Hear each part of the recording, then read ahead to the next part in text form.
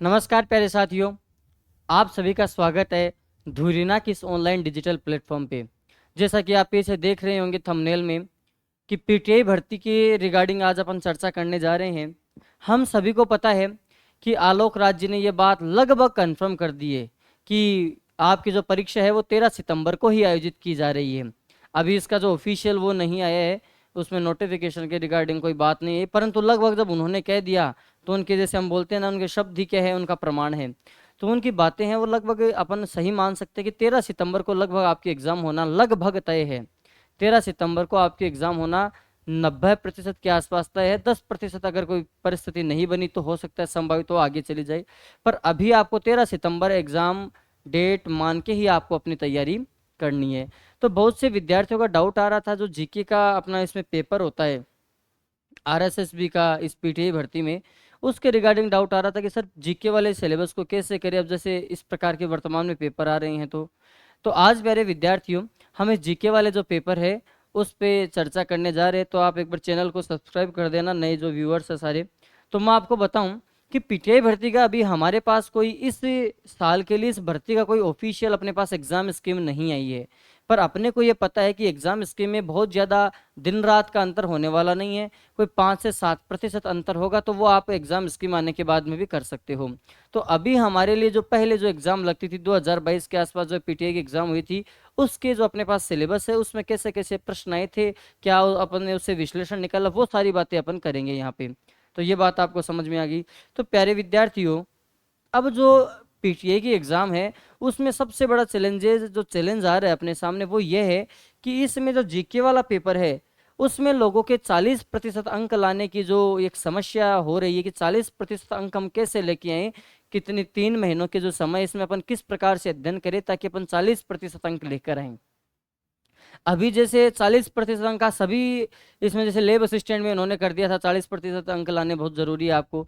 तो मुझे लगता है कि इस एग्जाम में भी आपके 40% अंक न्यूनतम वो करेंगे। जिस प्रकार से वो कर रहे हैं तो इस एग्जाम में वो 40% अंक न्यूनतम करने वाले हैं।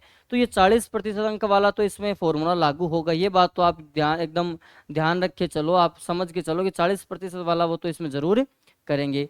अब हम बात कर रहे हैं, जब आपके पास दो विषय हैं, एक तो सबसे पहला जीके का पोर्शन आ गया, दूसरा आपका फिजिकल एजुकेशन वाला पोर्शन आ गया। तो फिजिकल एजुकेशन तो मुझे पता है सामान्यतः आप सभी लोगों की अच्छी रहती है जो तैयारी करते हैं, क्योंकि आप कॉलेज में भी पढ़ते हो, आप पहले से जुड़े हुए होते हो उस चीज़ से, आप लगातार पढ़ रहे होते हो, फिर आप कोचिंग भी करते हो उसकी, और बहुत अच्छे अच्छे टीचर्स भी उसके अवेलेबल होते हैं।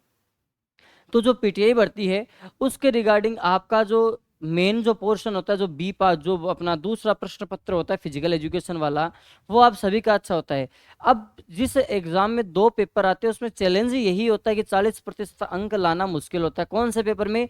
जीके वाले पेपर में। और अभी हम देख भी रहे हैं, जैसे लेब असिस्टेंट का पेपर अच्छा बना दिया उन्होंने, और बीएसटीसी का जो पहले पेपर लगा था वो अच्छा बना दिया। तो इस प्रकार से हम ये बोल सकते हैं कि उनका जो पेपर का लेवल है वो लगातार बढ़ रहा है। जैसे काल क्रम वाले प्रश्न पूछ रहे हैं, अब जैसे चित्रकला से 3-4 चित्र उठा लिए और पूछ लिया कि ये कौन कौन से ईयर में बने हुए हैं, इनका काल क्रम बताइए, पहले से बाद में या बाद से पहले। तो इस प्रकार के प्रश्न लगातार विद्यार्थियों को परेशान करते हैं।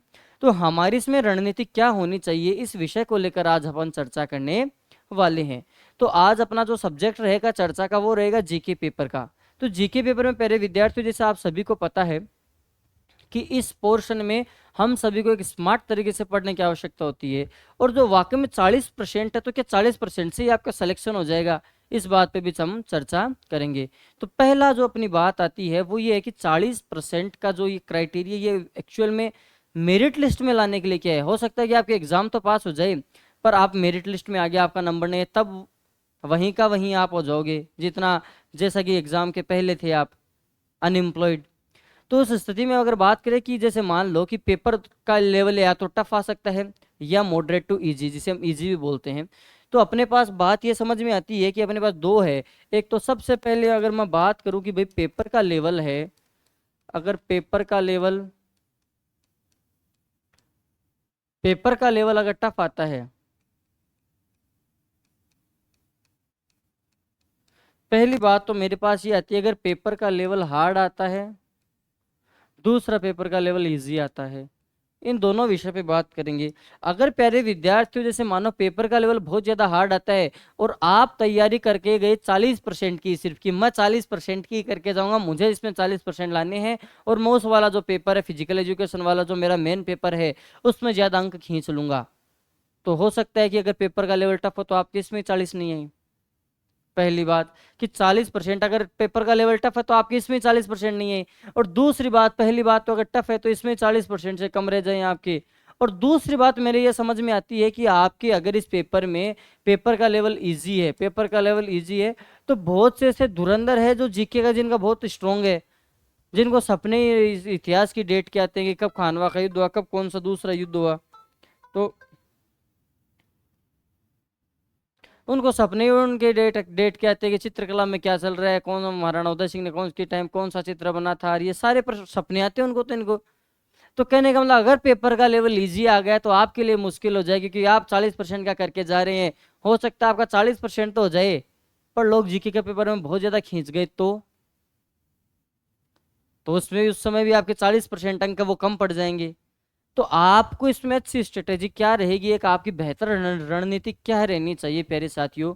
मेरे अकॉर्डिंग आपको पूरा सिलेबस, जो 100% सिलेबस है, वो कवर करना चाहिए। उसमें एक भी चीज छोड़नी नहीं चाहिए, 100% सिलेबस कवर करना चाहिए। 100% सिलेबस कवर करना ही आपकी मुक्ति का साधन हो सकता है। अगर आप 100% सिलेबस कवर करते हो तो फिर आपका अगर पेपर हार्ड आता है तो आपके 40% अभी निश्चित आएंगे। अगर पेपर का लेवल इजी आता है तो भी आप कंपटीशन में बने रहोगे, कि औरों के भी आ रहे हैं नंबर और आपके भी आ रहे हैं, तो फिर कंपटीशन आपका बराबर रहेगा और हो सकता है कि आप कंपटीशन में औरों से आगे निकल जाओ। तो इस बात का, इतनी बात जो मैंने समझाई, इसका मूल उद्देश्य मेरा यह है कि 40% तक ही आपको सीमित नहीं रहना है। अब कुछ चीजें ऐसी होती है कि जिसके भी आपको सोर्स नहीं मिलते पढ़ने के, तो आप उनमें थोड़ा बहुत 2-3 टॉपिक में आप थोड़ा बहुत कॉम्प्रोमाइज कर सकते हो। जैसे भारत की विदेश नीति है, उससे थोड़ा सा आप कॉम्प्रोमाइज कर सकते हो कि भाई इसका अगर सोर्स ही नहीं मिला तो कहाँ से क्या पढ़ें। तो ऐसे टॉपिक है एक आधे आप छोड़ सकते हो, बाकी मुझे नहीं लगता कि आपको कुछ भी छोड़ना चाहिए। और भर्ती भी आपको पता है, आलोक राज्य के अनुसार लगभग 1500 पदों पे आने वाली है आपकी भर्ती, और कंपटीशन थोड़ा टफ रहने वाला है, क्योंकि डेट बहुत पहले ही अनाउंस कर दी थी इस भर्ती की। इसलिए जीके के सिलेबस में आपको बहुत अच्छे से करके जाना है। 100 बातों की एक बात, आपको 100% कवर करके जाना है पूरा सिलेबस। अब दूसरी अगर बात करें, अपन को पता है ये सिलेबस कि लगभग अपन को पता है कि जो राजस्थान, इसमें ये जो जीके का पेपर है कितने अंक का होता है, 200 अंक का। कितने अंक का होता है, 200 अंक का। प्रश्न कितने आते हैं, लगभग 100 प्रश्न, लगभग नहीं, टोटली 100 प्रश्न। तो 200 अंक का पेपर होता है, 100 प्रश्न आते हैं। कहने का मतलब हो गया कि अलग अलग प्रकार से अपन अगर डिवाइड करें इनको, किस टॉपिक से कौन से प्रश्न आएंगे। तो सबसे पहले अगर बात करें राजस्थान का सामान्य ज्ञान, राजस्थान के सामान्य ज्ञान से प्यारे साथियों मतलब क्या हो गया कि राजस्थान का हिस्ट्री, राजस्थान की आर्ट एंड कल्चर, राजस्थान की पॉलिटी और राजस्थान की जियोग्राफी, इनसे 40 प्रश्न आएंगे। कितने प्रश्न आएंगे, 40 प्रश्न आने की संभावना इससे पूरी की पूरी है। अगला है कि राजस्थान का करंट अफेयर, राजस्थान के करंट अफेयर से 10 प्रश्न फिक्स बता रखे हैं कि राजस्थान से भाई करंट अफेयर के आपको 10 प्रश्न देखने को मिल सकते हैं। ऊपर नीचे हो सकते हैं 1-2 प्रश्न, पर लगभग ये बात सही है। और विश्व और भारत का सामान्य ज्ञान, इससे 30 प्रश्न। तो अब मैं आपको यहाँ एक ये बात बताना चाह रहा हूं कि राजस्थान का 40 प्रश्न है, यहाँ 30 प्रश्न है। कहने का मतलब सिर्फ 5 प्रश्नों का अंतर है, और राजस्थान का जीके और भारत का जीके लगभग बराबर पोर्शन में है। समझ रहे हो आप बात। अगर आप ये सोच रहे हो कि मैं भारत का जीके छोड़ के चला जाऊंगा, तो देख लो कितना बड़ा नुकसान हो सकता है। 60 नंबर का आपको नुकसान झेलने को मिल सकता है मेरे साथियों, क्योंकि राजस्थान भारत का जीके से लगभग 30 प्रश्न आते हैं और राजस्थान वाले से 40, तो 10 अंक का ही तो फर्क है, सिर्फ मतलब 10 प्रश्नों का ही फर्क है। तो भारत का जो जीके है वो भी बराबर वेटेज रखता है। फिर आपके ये आ गई शिक्षा मनोविज्ञान, शिक्षा मनोविज्ञान के 20 प्रश्न आएंगे जो आपके 40 अंक के होंगे। और ये आना भी चाहिए, क्योंकि जब आप अगर पीटीए बन रहे हो, जहाँ पे आप स्कूलों में एज ए टीचर के रूप में रहोगे, तो वहाँ आपको शिक्षा मनोविज्ञान के बारे में थोड़ा पता होना चाहिए। कोचिंगों में तो अपन बड़े बड़े जो ये जो लड़के आते हैं जो कॉलेज पास किए होते हैं, 12th पास किए, उनको पढ़ाना होता है, पर वहाँ पे आपको बच्चों को खिलाना है, छोटे बच्चे होंगे, तो आपको शिक्षा मनोविज्ञान के बारे में पता होना चाहिए। इसलिए सब्जेक्ट की अनिवार्यता आवश्यक समझी गई है। तो इस प्रकार से अपन देखिए राजस्थान से 40 आ रहे हैं और विश्व वाले से 30 और 10 प्रश्न समसामयिकी से आ रहे हैं। तो जो राजस्थान का करंट अफेयर है इसे 10 प्रश्न आ रहे हैं, कितने महीनों के करंट अफेयर पूछ रहे हैं। अभी तक जो एनालिसिस किया गया इस करंट अफेयर के बारे में प्यारे विद्यार्थियों, तो उससे ये पता चला ये 10 प्रश्न पूछ तो 6 महीनों के आसपास रहे। कितने महीनों के पूछ रहे हैं? 6 महीनों के आसपास के। पर ये कौन से सिर्फ राजस्थान का करंट अफेयर है। आपको भारत का नहीं पढ़ना, आपको अंतरराष्ट्रीय नहीं पढ़ना, आपको और कोई सा नहीं पढ़ना। राजस्थान में जितने पोर्शन आते हैं राजस्थान का आप देख लीजिए, राजनीतिक हो गया, राजस्थान का आप आर्थिक हो गया, राजस्थान की खेल कूद हो गया, राजस्थान का अन्य किसी प्रकार का करंट अफेयर, वो सारे पूछ रहे। जैसे अभी सांसद रत्न पुरस्कार मिले थे, पूछ सकते हैं। अभी जैसे वो अपने कौन से जिले में वो मेहंदी फेमस है, वहां पे उन्होंने वो किया था, बकरी के दूध से राज सखी जैसा कोई कार्यक्रम है जो शुरू किया, वो उसके बारे में प्रश्न पूछ सकते हैं। साबुन बनाने वाला बकरी के सोजत से, सोजत में अभी बकरी के दूध से साबुन और शैम्पू बनाने के लिए वो एक मशीनरी स्थापित कर रहे हैं, उससे प्रश्न पूछ सकते हैं। तो राजस्थान के करंट अफेयर से आपको प्रश्न पूछ रहे हैं। यहाँ पे दो बॉडी है जो एग्जाम लेते हैं, एक तो आरपीसी, एक आरएसएसबी है। आरपीसी का ये वर्तमान में ट्रेंड चल रहा है कि वो 3 महीनों से ही प्रश्न पूछ रहे एग्जाम के, पर प्रश्नों की डेप्थ बहुत ज्यादा है। आरएसएसबी का ट्रेंड ये चल रहा है कि आरएसएसबी 6 महीनों के प्रश्न पूछ रही है, पर प्रश्नों की डेप्थ बिल्कुल नहीं है, ऊपर ऊपर से प्रश्न पूछ रहे। तो आपको 6 महीनों का करंट करके जाना है, ये बात आपको समझ में आनी चाहिए। तो टोटल कुल अंक कितने हो गए? 100 हो गए, और अंक हो गए 200, और प्रश्न कितने हो गए? 100 प्रश्न हो गए। अब अपन देखते हैं नेक्स्ट, इसमें और थोड़ा सा डिवाइडेशन करते हैं। तो जैसे राजस्थान भूगोल है, मैंने पहले ही कहा था कि प्रश्न 1-2 ऊपर एवरेज निकाला अपन ने कि इतने आ सकते हैं, इतने आए थे, तो एवरेज एक हो गया, ताकि आपको एक मोटा मोटी आइडिया लग जाए। अब देखिए जैसे राजस्थान का भूगोल है, राजस्थान के भूगोल से प्रश्न आएंगे 12, कितने अंक के होंगे? 24 अंक के। अब राजस्थान का भूगोल है, ये आपको पता है कि इजीली आप पढ़ भी सकते हो, याद भी कर सकते हो, और इससे प्रश्न भी आएंगे ज्यादा, और ये प्रश्न होने वाले होते हैं। आज तक राजस्थान की जितने भी एग्जाम हुई है, आज तक जितने भी एग्जाम हुई है, उस सब में सबसे ज्यादा प्रश्न आते हैं राजस्थान भूगोल से, और सबसे ज्यादा अपन कर भी सकते, अटेम्प्ट भी कर सकते हैं उन प्रश्नों का। तो इसलिए राजस्थान का भूगोल है वो आपके लिए एक बहुत अच्छा स्कोरिंग सब्जेक्ट है, तो आप इसको बिल्कुल नहीं छोड़ के जा सकते। अब दूसरे तो देखिए राजस्थान का इतिहास है, जिसमें आपको 3 इतिहास पढ़ने पड़ेंगे, एंशिएंट हिस्ट्री, मिडाइवल हिस्ट्री और मॉडर्न हिस्ट्री। और प्रश्न आएंगे लगभग कितने? 6-7 के आसपास प्रश्न आएंगे। 6 प्रश्न नहीं है, ये इन्होंने पीपीटी में थोड़ा सा गलत लिख दिया, 9 प्रश्न है यहाँ पे, लगभग 9 के आसपास ये प्रश्न आएंगे आपको। तो कहने का मतलब कि 3 सेगमेंट पढ़ने पे आपको प्रश्न तो आ रहे हैं 9, और उधर राजस्थान भूगोल से अकेले से 12 प्रश्न है, और वो हो भी सकते हैं। अब हिस्ट्री में तो कुछ का कुछ पूछ लेते हैं, अपन को थोड़ी पता है, इतना याद भी नहीं रह सकता आपको। इसलिए राजस्थान का भूगोल है उसको बहुत अच्छे से आप पढ़ के जाइए, उसके अच्छे से रिविजन करके जाइए, उसके PYQ लगाइए अच्छे से। तो सबसे इंपॉर्टेंट विषय हो गया राजस्थान का भूगोल। हिस्ट्री की अगर बात करें अपन, मैं आपको अगर हिस्ट्री की बात करूं, तो हिस्ट्री में आप थोड़ा सा ऐसे रिस्क ले सकते हैं। मैं हालांकि बोलता नहीं हूं, अगर आपके पास समय कम है, आपने कुछ भी नहीं पढ़ा अभी तक, तो आप प्रायोरिटी ये डिसाइड कर सकते हैं राजस्थान की। सबसे पहले मॉडर्न हिस्ट्री जो होती है, मॉडर्न हिस्ट्री को आप करके जाइए पहले नंबर पे। दूसरे पे आप एंशिएंट को करके जाइए, एंशिएंट छोटी सी होती है, उससे प्रश्न आते हैं। मिडाइवल को सबसे लास्ट में कीजिए, और हो सके तो अगर थोड़ा बहुत ऊपर से पढ़ लीजिए, या सबसे लास्ट में आप मिडाइवल को करके जाइए, क्योंकि मिडाइवल इतनी तो बड़ी है, आपस में सारे राजा राजवंश है वो मिक्स हो जाते हैं, जबकि मॉडर्न है, एंशिएंट है, ये आपको अच्छा वेटेज है इनका, और ये कम कम इनपुट में ज्यादा आउटपुट देने वाली सब्जेक्ट है। तो ये बात आपको समझ में आनी चाहिए भूगोल और इसके बारे में। कला संस्कृति है, कला संस्कृति के जो प्रश्न हैं वो लगातार 15 प्रश्न है, मतलब 30 अंक के प्रश्न हो गए, और कला संस्कृति के प्रश्न आपको बहुत अच्छे से पढ़ के जाने हैं। कला संस्कृति जो विषय है वो एक मतलब ऐसा बोल सकते हैं कि भाई नॉर्मल आप नोट्स अगर पढ़ रहे हो तो आप कहीं से भी आप नोट्स को पढ़ लो, या आपका बहुत अच्छे से कवर होगा। और आपको पता है कि सुभाष चरण सर भी जो PTI का जो कोर्स है वो लॉन्च कर रखा है, और अगर आप वहाँ से पढ़ते हो तो फिर आपको पता है कि जो क्वालिटी बहुत अच्छी वहाँ पे आपको मिलेगी। क्वालिटी के साथ कोई कॉम्प्रोमाइज़ नहीं किया जाता धुरीना प्लेटफॉर्म पे, इसलिए आप वहाँ से भी PTI भर्ती का कोर्स लेके पढ़ सकते हो धुरीना से, ठीक है। तो वहाँ पे आपको पता है कला संस्कृति जैसे सब्जेक्ट है वो सुभाष चरण सर खुद पढ़ाते हैं, तो फिर तो उनमें तो कोई मीन मेक है ही नहीं ऊपर नीचे वाली बात, तो आप वहाँ से पढ़ सकते हो। पर मेरे कहने का मोटिव ये है कि कला संस्कृति आप छोड़ के नहीं जा सकते किसी भी हालत में। कला संस्कृति आपको बहुत अच्छे से करके जाने, क्योंकि कला संस्कृति से प्रश्न ज्यादा आ रहे हैं। एक तो राजस्थान की हिस्ट्री जिसमें 3 हिस्ट्री है, मॉडर्न, मिडाइवल और एंशिएंट, और एक सिर्फ राजस्थान की कला संस्कृति जिससे प्रश्न आ रहे हैं। और कला संस्कृति तो अपने रिलेटेड ये सारे चीजें, लगभग चीजें अपन को याद रहती है, कौन कौन से त्योहार है, कौन से क्या है, कौन से संत संप्रदाय है, कौन से ये अपने लोक देवता हैं, नृत्य, लोक नाट्य, सारी चीजें आपको लगभग पढ़ी हुई रहती है।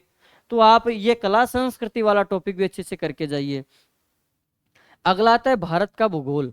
तो भारत का भूगोल देखिए, अभी भारत का भूगोल में बात यह है कि यहाँ से 9 प्रश्न आ रहे हैं। एक सब्जेक्ट से कितने प्रश्न आ रहे हैं? 9 प्रश्न। 9 से मतलब 8, 9 बोल रहा हूँ तो इसका मतलब है 7 भी हो सकते हैं, हो सकता है 10 भी हो सकते हैं। तो भारत के भूगोल से 9 प्रश्न आ रहे हैं, और सारे प्रश्न इजीली अटेम्प्ट करने वाले होते हैं। अगर आप PYQ देखो या RSS वीडियो और प्रश्न भी देखो, तो सारे प्रश्न लगभग अटेम्प्ट करने वाले होते हैं। 9 में से एक प्रश्न हो सकता है, 1-2 प्रश्न जो आपको थोड़ा बहुत ऊपर नीचे लगे, बाकी सारे प्रश्न कर सकते हो। अब आता है कि भाई भारत का भूगोल है वो कहाँ से पढ़े, तो थोड़ा सा मैं मेरा भी प्रमोशन कर देता हूँ कि धुरीना के प्लेटफॉर्म पे अपनी भारत के भूगोल की क्लास चल रही है। आप प्लेलिस्ट में जाके देखिए, लाइव क्लास चलती है डेली भारत के भूगोल की। और एक बार क्लास का आप कंटेंट चेक कीजिए। आप, मैं डेली नोट्स बना रहा हूँ, उसमें आप अच्छे से नोट्स बनाए, सारी चीज़ें मैं समझा रहा हूँ, एक एक चीज़ बोर्ड पे लिख रहा हूँ। तो भारत का भूगोल का जो पोर्शन है वो आपका एग्जाम से पहले बहुत अच्छे से कवर हो जाएगा, ये मैं गारंटी के साथ आपको बोल सकता हूँ। और आपको कहीं कुछ और पढ़ने की आवश्यकता नहीं रहेगी।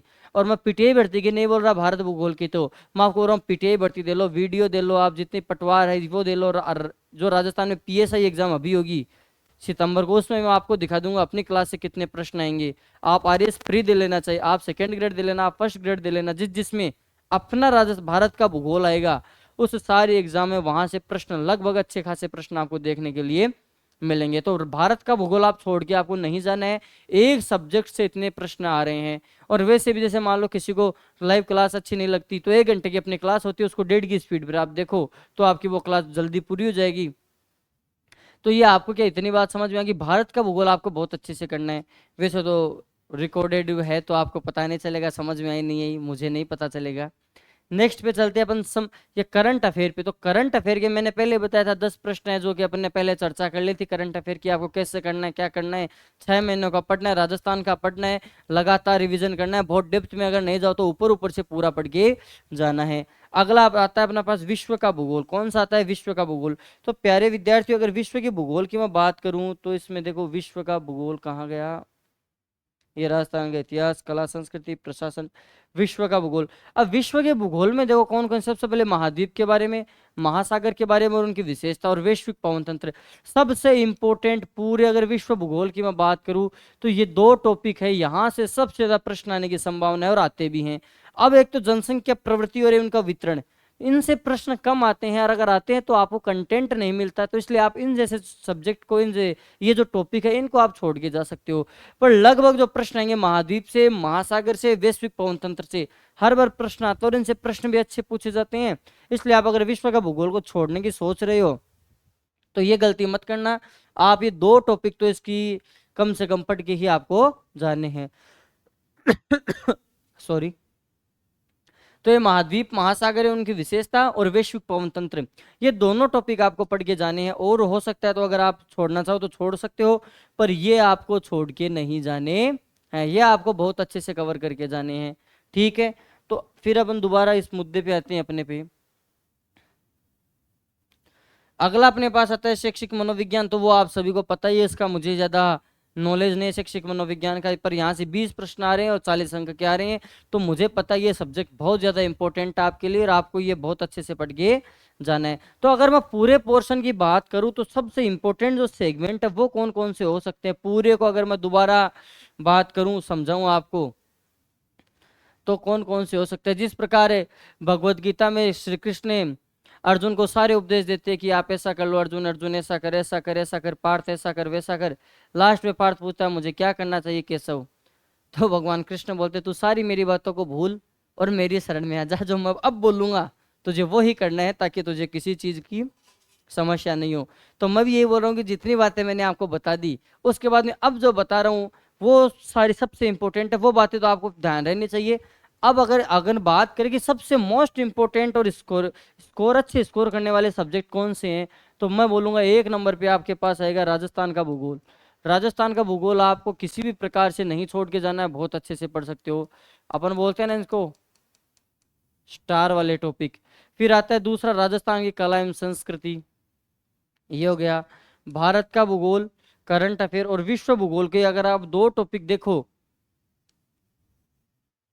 ये हो गए। और शैक्षिक मनोविज्ञान आप लगातार पढ़ ही रहे हो। और ये भारत का भूगोल आपको पता है अपनी क्लास चलती है 5 PM से 6 PM, तो थ्योरी की क्लास चलती है। किसकी चलती है? थ्योरी की क्लास, जिसमें मैं आपको अच्छे से पूरी भारत का भूगोल पढ़ा रहा हूँ। एक चलती है अपनी MCQ की क्लास 8 बजे से 9 बजे के बीच में, रात को, शाम को। तो ये आपको पता होना चाहिए। राजस्थान के इतिहास की बात करें तो मैं आपको बता रहा हूँ, आपको सबसे पहले मॉडर्न हिस्ट्री, उसके बाद में एंशियंट हिस्ट्री पढ़नी है। फिर सारे सब्जेक्ट अगर आपके हो जाए तो फिर लास्ट में आपको मिडाइवल हिस्ट्री देखनी है। ऐसा नहीं कि राजस्थान हिस्ट्री की ये मॉडर्न एंशियंट कर ली, फिर उसका ना आपको कला संस्कृति अगर आपकी होगी, भारत का भूगोल हो गया, आपका करंट अफेयर हो गया, शैक्षिक मनोविज्ञान हो गया, फिर आप मिडाइवल हिस्ट्री पे ट्रांसफर हो सकते हो, मिडाइवल हिस्ट्री पे जा सकते हो सकता है मिडाइवल हिस्ट्री से प्रश्न ज्यादा हो, पर बहुत ज्यादा आपको उसमें क्या लगाना पड़ेगा, इनपुट लगाना पड़ेगा, तभी उसमें आपको आउटपुट मिलेगा। अदरवाइज जैसे मैं आपको बोल रहा हूँ कि जो विश्व का भूगोल है, इसमें आपके मैंने दो टॉपिक बताए। सबसे पहले महाद्वीप महासागर वाला पूरा टॉपिक, और दूसरा मैंने आपको बताया वैश्विक पवन तंत्र। कौन सा बताया? वैश्विक पवन तंत्र, जिसमें अपन ईस्टर्ली, वेस्टर्ली, प्रचंड प्रचासा, ये सारी जो पवने हैं वो देखते हैं, उनके प्रभाव देखते हैं, कहाँ कौन सी विंड का जो बहाव है वो है, वो सारी चीजें देखते हैं। तो अभी मैं आपको ये बता रहा हूँ कि आपको ये टॉपिक तो स्टार लगा के पढ़ने हैं। राजस्थान का भूगोल, राजस्थान की कला संस्कृति, राजस्थान के इतिहास में modern history, ancient history, Bharat का भूगोल और समसामयिकी और शैक्षिक मनोविज्ञान, तो ये सारी चीजें आपको अच्छे से पढ़नी है। और एक अपना सबसे इंपॉर्टेंट टॉपिक बच गया संविधान। कौन सा बच गया? संविधान। पॉलिटी से अगर बात करें, राजस्थान पॉलिटी और इंडियन पॉलिटी से लगभग 19 प्रश्न, 38 प्रश्न के आसपास अपन बोल सकते हैं, मतलब 35 से 40 अंक के प्रश्न आ रहे हैं अकेले भारत के संविधान से। कितने आ रहे हैं? 35 से 40 अंक के प्रश्न आ रहे हैं भारत के संविधान से। तो आपको जो भारत का संविधान है वाला जो टॉपिक अगर मैं आपको दिखाऊं कि इसमें कौन कौन से टॉपिक है और कहाँ से प्रश्न ज्यादा आने की संभावना होती है,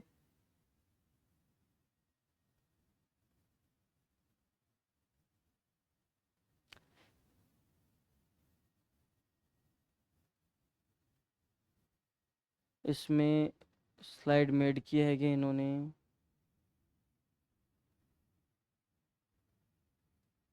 ये रहा भारत का संविधान। तो भारत के संविधान में देखो, सबसे पहले आपको दे रखे हैं 1919 और 1935 के दोनों एक्ट, जो कि SI एग्जाम में भी है। 1919 और 1935 के एक्ट, ये एक्ट क्यों देते हैं एग्जाम में? क्योंकि जो ये 1919 और 35 के एक्ट है, यहाँ से अपना जो संविधान है, वो संविधान मतलब यहाँ से कुछ नियम बनने शुरू हो गए थे, जो आके जाके हमारे संविधान की जिन्होंने नींव रखी थी। इन जो 1919 और 1935 के जो दोनों एक्ट है, उनका हमारे संविधान में बहुत अच्छा खासा प्रभाव देखने को मिलता है। यहाँ से अपन देखेंगे कि पृथक निर्वाचन की व्यवस्था शुरू होती है, सिखों के लिए होती है, मुस्लिमों के लिए होती है, एंग्लो इंडियन के लिए होती है, धीरे धीरे इसमें शुरू होती है। बहुत सी चीजें इसमें अपन पढ़ते हैं। उसके बाद में आते हैं गांधी का भारतीय राष्ट्र में योगदान। भारतीय राष्ट्रीय आंदोलन में महात्मा गांधी का जो एरा है, जो 1915 के बाद से शुरू होता है, अपन बात करते हैं, तो वहां से लगातार प्रश्न आ रहे हैं, वहां से प्रश्न आने की संभावना भी ज्यादा होती है। और अगर पूरे इंडियन हिस्ट्री की बात करें तो लगभग प्रश्न आपको वहीं से मिलेंगे। उसके 1915 के बाद में जब महात्मा गांधी आंदोलन का हिस्सा बनते हैं, तो उसके बाद से जितने भी कार्यक्रम होते हैं, जितनी किताबें लिखी जाती है, जितने भी प्रकार के आंदोलन किए जाते हैं, तो वो सारे किस में आते हैं? गांधी का राष्ट्रीय आंदोलन वाले टॉपिक में थे। अंबेडकर का संविधान निर्माण में योगदान, कहने का मतलब है कि जो बाबा साहब अंबेडकर है, वो कौन सी समिति के अध्यक्ष थे, कौन से उन्होंने क्या क्या किया था, कितनी बार वो पठन हुआ था संविधान का, वो सारी बातें इसमें आती है। उसके बाद नेक्स्ट आ गया भारत संविधान की प्रमुख विशेषताएं, जैसे फंडामेंटल राइट, मौलिक अधिकार है। मौलिक अधिकारों में आपको पूछ सकते हैं कौन सा मौलिक अधिकार का पार्ट है, कौन सा संविधान संशोधन से कौन सा मौलिक अधिकार जोड़ा गया। ये एक साइड आपको अनुच्छेद दे देंगे, एक साइड मौलिक अधिकार दे देंगे। मैच द फॉलोइंग से प्रश्न पूछ सकते हैं। फिर उसके बाद आता है डीपीएसपी आ जाते हैं, मतलब राज्य के नीति निर्देशक तत्व, वो भी इंपॉर्टेंट टॉपिक होता है। फिर उसमें आता है भारत का राष्ट्रपति का जो पद है, उससे प्रश्न आने की संभावना आपके बराबर रहती है, जो कि आर्टिकल शायद 51 से शुरू होता है। और तो पॉलिटी वाले सर बताएंगे आपको बहुत अच्छा। भारतीय संघवाद था, जो इंडियन जिसे फेडरलिज्म बोलते हैं, कि भारत एक क्या है, संघ शासित संघ राज्य है। संघ का मतलब होता है कि यहाँ पे जो सारे राज्य है वो आपस में मिले हुए हैं, और सेंटर की पावर वगैरह जो डिस्ट्रीब्यूशन है, सेंटर की स्टेट की तरफ की पावर डिस्ट्रीब्यूशन, उससे रिलेटेड की सारी बातें अपन इसमें पढ़ेंगे। फिर राजनीतिक दल आ जाता है। राजनीतिक दल का मतलब यहाँ से अभी इसमें प्रश्न आ सकता है कि कौन कौन से दल हैं जिनको नेशनल पार्टी का दर्जा है, कौन से दल है जिनको नेशनल पार्टी का दर्जा नहीं है, राजस्थान में कौन कौन से दल है, और कौन सी पार्टी ने भी कितनी सीट जीती है चुनाव में, बंगाल चुनाव से रिलेटेड सारे प्रश्न इसमें देखते हैं अपन। तो ये जो टॉपिक है ये अपने पास एक इम्पोर्टेंट टॉपिक हो जाता है। तो कुल मिला के बात इतनी है कि आपको इसमें जो संविधान वाला टॉपिक है वो भी बहुत अच्छे से पढ़ना है, क्योंकि वहां से प्रश्न ज्यादा आते हैं। और इंडियन कई कई स्टूडेंट क्या करते हैं, इंडियन कॉन्स्टिट्यूशन छोड़ देते हैं और स्टेट पॉलिटी वाले पढ़ लेते हैं। पर समस्या ये है कि अगर आपको भारत का संविधान के बारे में पता नहीं है तो आप स्टेट पॉलिटी कैसे पढ़ोगे। और अगर आपने भारत का संविधान अच्छे से पढ़ लिया तो आप देखोगे कि 69 कुछ एक नंबर है, 67 है, 68 है, वो ऐड करने पे स्टेट पॉलिटी वाले सारे अनुच्छेद बन जाते हैं किसी में भी। जैसे मान लो अभी आप यहाँ पे राष्ट्रपति का पढ़ रहे हो, उधर राज्यपाल है, तो उसमें कुछ एक ऐसा अंक होता है वो जोड़ते हैं उधर राष्ट्रपति के राज्यपाल के बारे में, वो की वो बात आती है। तो ये बात आपको अगर थोड़ा बहुत ऐसे आइडिया लगा कि आप पढ़ोगे तो ईजी पड़ेगा आपकी चीजें। और आपको जो भारत का जो संविधान है उसको भी पढ़ के जाना, क्योंकि वहां से भी प्रश्न आ रहे हैं। तो क्या आपको इतनी बात मुझे लगता है समझ में आ गई होगी कि आपको कैसे कैसे इस जो 3 महीने है उसका इस यूटिलाइज करना है। और सबसे इंपॉर्टेंट बात है, आपको पीवाई क्यू लगानी है, अभी के पीवाई क्यू लगानी है। अभी के मतलब इन 2-3 साल की जो एग्जाम हुई, जो भी आरएसएस भी ने ली हो चाहे आरपीएससी ने ली हो, जिसमें जीके का पोर्शन है, उसमें जितने भी पीवाई क्यू आ रखे हैं वो लगाने हैं। पीवाई क्यू लगाने से दो बातें पता चलेगी। एक तो पहली बात कि प्रश्न किस तरह के पूछ रहे हैं, एक प्रश्न से आप 4 प्रश्न और निकाल सकते हो। अच्छा, अगर ये प्रश्न पूछा है तो अगली बार ये प्रश्न पूछेगा, अगली बार ये प्रश्न पूछ सकता है, अगली बार ये। कई बार तो आप देखोगे आरपीसी सिर्फ ऑप्शन ही चेंज कर रही है, कई बार ऑप्शन से दूसरा प्रश्न बना रही है। सॉरी, आरएसएस भी आरपीसी दोनों। तो आपको ये बात समझ में आनी चाहिए, आपको पी वाई क्यू बहुत ज्यादा जरूरी है। ऐसे मान लो 200% जरूरी है, जो 200 सिलेबस से भी इंपॉर्टेंट चीज है पी वाई क्यू। कौन से है पी वाई क्यू, कितने जरूरी हैं, 200% जरूरी हैं, 200% जरूरी हैं लगाने आपको। तो अगर पी वाई क्यू लगा लोगे तो आपको एक तो अपनी तैयारी के बारे में पता चलेगा उस टॉपिक के, और एक आपको ये पता चलेगा कि भाई कैसे कैसे प्रश्न देखने के लिए मिल रहे हैं। तो आपको ये मुझे लगता है सारी बात समझ में आ गई होगी। अगर फिर भी आपकी कोई समस्या कोई डाउट रहता तो आप कमेंट बॉक्स में बता दीजिएगा, हम आपको दोबारा उस विषय पे बता दूंगा, या मैनेजमेंट आपको उस चीज़ के बारे में इन्फॉर्म कर देगा। और पीटीए भर्ती का जो अपने धुरीना पे कोर्स चल रहा है, आप वहाँ पे जाके कोर्स ले सकते हो। सुभाष चरण और उनकी टीम बहुत अच्छे से पढ़ा रही है, दो सर बहुत अच्छे से आपको सारी चीज़ें पढ़ा रहे हैं। तो इस प्रकार से आप तैयारी कीजिए। 3 महीने जो आपके पास बचे हैं उनका आप बेहतर तरीके से उपयोग कीजिए। समय को बिल्कुल व्यर्थ ना गवाइए, समय बहुत कम है, पता नहीं चलेगा कितनी जल्दी समय निकल गया। तो मिलते हैं अपन नेक्स्ट इसी किसी दूसरे सेशन में ही, ऐसी एक अच्छे तैयारी रणनीति के साथ कि कोई दूसरे विषय पे कोई दूसरे एग्जाम के रिगार्डिंग मिलते हैं। तब तक आप स्वस्थ रहिए, मस्त रहिए, अपने अच्छे से पढ़ाई करते रहिए। बहुत बहुत धन्यवाद।